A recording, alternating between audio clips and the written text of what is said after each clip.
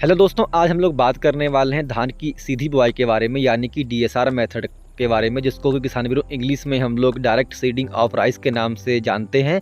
क्या है इसका प्रोसेस, कितनी यहाँ हमारे किसान के खेत पे जाके कामयाब हुई है और क्या क्या इसकी किसान वीरों कमियाँ हैं, सभी की जानकारी आपको इस वीडियो के माध्यम से मिलने वाली है। अगर जो किसान भाई हमारे पहली बार हमारे वीडियो को देख रहे हो, कृपया हमारे चैनल को वो लोग सब्सक्राइब जरूर कर लें। सबसे पहले किसान वीरों हम लोग बात करते हैं कि इसका प्रोसेस क्या होता है। किसान वीरों इसमें हम लोग धान की सूखे खेत में बुआई करते हैं, जैसे कि हम लोग गेहूं की बुआई करते हैं, उसी तरह हम लोग धान की बुआई सूखे खेत में करते हैं। इसमें भी किसान वीरों एक स्पेशल तरीके की इसमें सीड ड्रिल हम लोग यूज करते हैं। जो किसान वीरों हम लोग गेहूँ की बुआई के लिए यूज करते हैं, उस सीड ड्रिल को हम लोग इसमें यूज नहीं करते। इसके लिए किसान वीरों एक अलग से सीड ड्रिल आती है, उसको हम लोग बुआई के लिए यूज करते हैं। अब बात करते हैं किसान वीरों कितना बीज लगता है हमारा एकड़ में, तो किसान वीरों 8 किलो बीज हमारा 1 एकड़ के लिए पर्याप्त रहता है।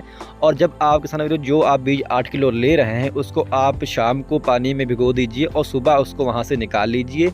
उस बीज को निकालने के बाद में बीज का जो शोधन है वो आप अवश्य करें। बीज शोधन के लिए किसान वीरों आप 3 ग्राम दवा कार्बेंडाजिम लें और उसमें आप 1 किलो जो हमारा धान है उसको आप मिला लें, और इसके साथ में आप क्लोरोपाइरिफास 2 ml प्रति केजी के हिसाब से इसको भी साथ में मिला के आप ट्रीटमेंट कर लें, जिससे कि आपके किसान भाइयों जो कीट जो लगेंगे वो भी आपके दाने को नहीं लगेंगे और फंगस वाले जो रोग हैं वो कार्बेंडाजिम के माध्यम से दूर रहेंगे। अब आप बात आती है किसान वीरों इसकी टाइमिंग क्या है सही।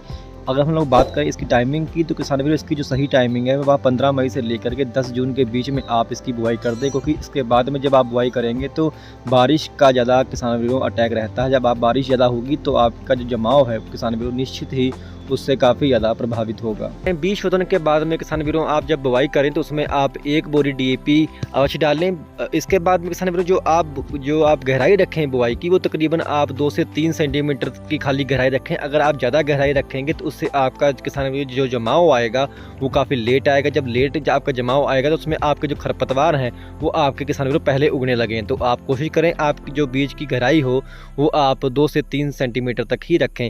इसके बाद में किसान वीरों बुआई के तुरंत बाद में आपको उस पर आप एक खरपतवार नाशी का आपको उस पर स्प्रे करना है। उसका नाम है किसान वीरों पेंडिमेथालिन। जो पेंडिमेथालिन है वो आपको 1 से 1.5 लीटर प्रति एकड़ के हिसाब से स्प्रे करनी है। उसमें आप 100 ग्राम आपको जो मासाथी आती है उसको आप उसमें मिला के 1 एकड़ पे स्प्रे कर दें, यानी कि आपको 1 से 1.5 लीटर आपको पेंडिमेथालिन और उसमें आपको 100 ग्राम हमारी जो साथी आती है उसको 150 से 200 लीटर पानी मिला के आप उसकी स्प्रे अपने खेत पे कर दें, जिससे किसान वीरों होगा क्या कि आपके जो धान में जो खरपतवार हैं वो नहीं उगेंगे। इसके बाद में किसान वीरों हम लोग बात करते हैं पहले पानी की, क्योंकि किसान वीरों पहला पानी इसमें बहुत ही महत्वपूर्ण भूमिका निभाता है। अगर आप जल्दी पानी लगा देंगे तो आपके खेत में किसान वीरों खरपतवारों की समस्या बहुत ही ज़्यादा आएगी। तो कुल मिला के जब किसान आप प्लांटिंग करें तो उसके प्लांटिंग के तकरीबन 21 से 22 दिन के बाद में आपको पहला पानी अपने खेत में लगाना है। इसके पहले आपको अगर पानी इसमें लगाएंगे खेत में तो किसान वीरों आपके खेत में खरपतवार काफ़ी ज़्यादा उगेंगे, जिससे आपके सामने काफ़ी बड़ी समस्या खड़ी हो सकती है।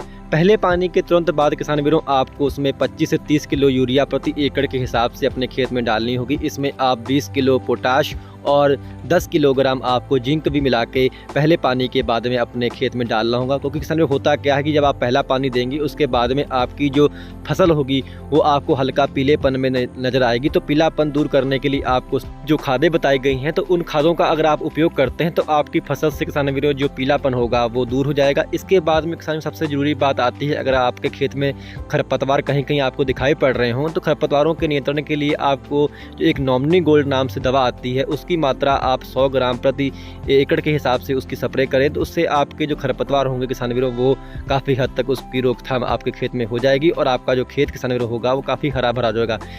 यहाँ पे मैं आपको एक ज़रूरी बात बताना चाहूँगा, जब आप धान की सीधी बुआई करते हैं तो उसके जब 20 से 25 दिन होते हैं उसमें आपको फसल इतना खास आपको नज़र नहीं आएगी, हल्का पीलापन सा मारती हुई, यानी कि उसमें इतना आपको रोग देखने को फसल के अंदर देखने को नहीं मिलेगा। जैसा कि हम लोग पहले की खेती करते हैं पानी भर के ट्रेडिशनल मेथड से, उतना उसमें अच्छा हरियाई आपको देखने को नहीं मिलेगी। परंतु जब आप उसमें न्यूट्रिएंट अप्लाई करेंगे उसके बाद में आप उसको देखेंगे फसल को तो काफ़ी अच्छी आपकी हरी भरी होगी, उसमें कल्लों की संख्या भी बढ़ने लगेगी। अब बात करते हैं किसान वीरों इस विधि के फायदे क्या है, यानी कि डीएसआर विधि से अगर आप बुआई करते हैं, डायरेक्ट बुआई करते हैं धान की, तो उससे आपको फायदे क्या मिलते हैं, क्यों आप इसकी बुआई करें। पहला फ़ायदा किसान भाइयों हमें यह मिलता है कि इसकी लागत बहुत ही कम है। वो इसलिए क्योंकि इसमें एक तो लेबर की काफ़ी ज़्यादा बचत होती है, दूसरा किसान भाइयों कि इसमें हम लोग जो जुताई करते हैं उसकी भी मात्रा, जुताइयों की संख्या भी इसमें कम हो जाती है। तो कुल मिला के आपकी जो खेती की लागत है किसान भाइयों काफ़ी ज़्यादा कम हो जाएगी। दूसरा फ़ायदा किसान भाइयों यह है कि इसमें जो कीटों और रोगों का आक्रमण बहुत ही कम होता है। हुमस आपके खेत में बहुत कम होगी, यानी नमी की मात्रा जब कम होगी तो आपके खेत में फंगस का आक्रमण किसान भाइयों बहुत ही कम होगा।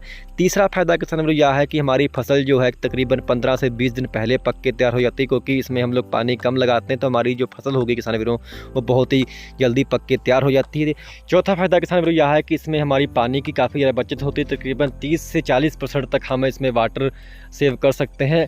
और जो पाँचवा फ़ायदा किसान भाइयों यह है कि इसमें मेहनत काफ़ी कम होती है, यानी श्रम की काफ़ी ज़्यादा आपकी बचत होने वाली है। अब किसान भाइयों बात करते हैं इस कमियों की, यानी कि कोई भी किसान भाइयों जो विधि होती है उसमें कुछ ना कुछ कमियाँ अवश्य होती हैं।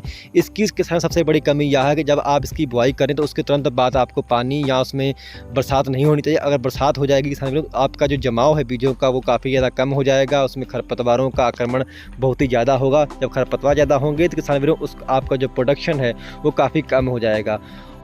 एक ज़रूरी बात तो रह ही गई, किसान भाइयों डीएसआर विधि में जो गैप फिलिंग और थिनिंग होती है ये काफ़ी महत्वपूर्ण भूमिका निभाती हैं, यानी कि जहाँ आपके पौधे काफ़ी घने हों वहाँ से उखाड़ के आपको पौधे जहाँ पे कम दिखाई पड़े वहाँ पे आपको भरने होंगे, जिससे किसान भाइयों आपका जो उत्पादन है वो काफ़ी अच्छा आएगा। अगर बात करें हम लोग वैरायटियों की तो डीएसआर विधि में किसान भाइयों लगभग सभी वैरायटियों को हम लोग यूज कर सकते हैं, चाहे वह आपकी PR 113 हो या PR 114 या PR 126 या किसान भाइयों कोई भी अन्य किस्म हो, सभी को आप इसमें यूज कर सकते हैं। सबका काफ़ी अच्छा रिजल्ट इसमें आपको देखने को मिलेगा। तो कैसी लगी आपको यह हमारी जानकारी, आप हमें कमेंट करके जरूर बताइएगा। हमारे चैनल को आप सब्सक्राइब करना मत भूलिएगा। धन्यवाद।